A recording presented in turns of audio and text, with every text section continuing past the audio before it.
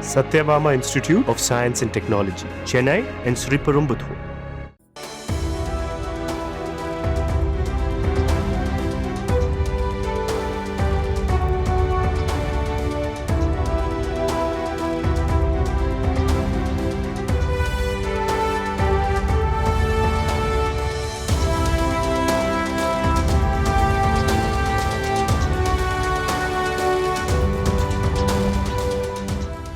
சென்னை வானகரத்தில் உள்ள திருமண மண்டபத்தில் நடந்த விழாவில் தமிழக பாஜகவின் புதிய தலைவராக நயினார் நாகேந்திரன் பொறுப்பேற்றுக் கொண்டார்.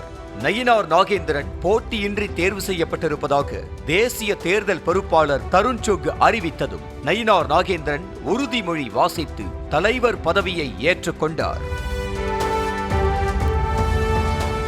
பின்னர் விழாவில் பேசிய நயினார் நாகேந்திரன் எம்ஜிஆர் திரைப்படத்தில் இடம்பெற்ற இருந்திரளாம் நாட்டில் பல வண்ண கொடி என்ற பாடலுடன் உரையை தொடங்கினார். பின்னர் உலகத்திலேயே பெரிய கட்சி பாஜக தான் என பட்டியலிட்டு பேசினார். இருந்திடலாம் நாட்டில் பல வண்ண கொடி, பறக்க வேண்டும் எங்கும் ஒரே சின்ன கொடி, அது பஞ்சமில் என்னும் இல்லை என்னும் அன்னக்கொடி, அது பாரதிய ஜனதா கட்சியினுடைய கொடியாக இருக்க வேண்டும், தமிழகம் எங்கும் பறக்க வேண்டும். உலகத்திலே மிகப்பெரிய கட்சி, 1000க்கும் மேற்பட்ட சட்டமன்ற உறுப்பினர்கள், 250 மேற்பட்ட நாடாளுமன்ற உறுப்பினர்களை கொண்ட இந்த மிகப்பெரிய. தொடர்ந்து பேசிய அவர் பாரதிய ஜனதாவை கோபுரம் போல உயர்த்தி கலசத்தையும் அண்ணாமலை வைத்துவிட்டார் என்றும் கும்பாபிஷேகம் செய்வது மட்டும்தான் தமது வேலை எனவும் கூறினார். மேலும் 2026 சட்டமன்ற தேர்தலில் 40 இடங்களுக்கு மேல் பாஜக வெற்றி பெறும் என நம்பிக்கை தெரிவித்தார். இந்த கோபுரத்தை கட்டி முடித்தது மட்டுமல்ல, இப்பொழுது அது எல்லா கோபுரத்திற்கு மேலே கலசங்களையும் வைத்திருக்கிறார்கள் நமது அண்ணாமலை அவர்கள். இப்பொழுது நமக்கு கொடுக்கப்பட்டிருக்க வேலை அந்த கோபுரத்துக்கு கலசன் மேல வைத்திருக்கிறார்கள். கும்பாபிஷம் மட்டும்தான் நம்ம செய்யணும். வரக்கூடிய தேர்தலை 40 சீட்டுக்கு மேலே நிச்சயமா நமக்கு ஜெயிக்கிறதுக்கான வாய்ப்புகள் இருக்கிறது. இதனை அடுத்து நயினார் நாகேந்திரனுக்கு பெரிய மாலை அணிவித்து கட்சி நிர்வாகிகள் வாழ்த்து தெரிவித்தனர். உடனே அண்ணாமலைக்கு நிகழ்ச்சி மேடையில் புது காலணியை வழங்கினார். அதனை அணிந்து கொள்ளுமாறு கேட்டுக்கொண்டதற்கு இணங்க அந்த காலணியை அண்ணாமலை அணிந்து கொண்டார். நயினார் நாகேந்திரன் மற்றும் எல் முருகன் வலிய அணிய வைத்தனர்.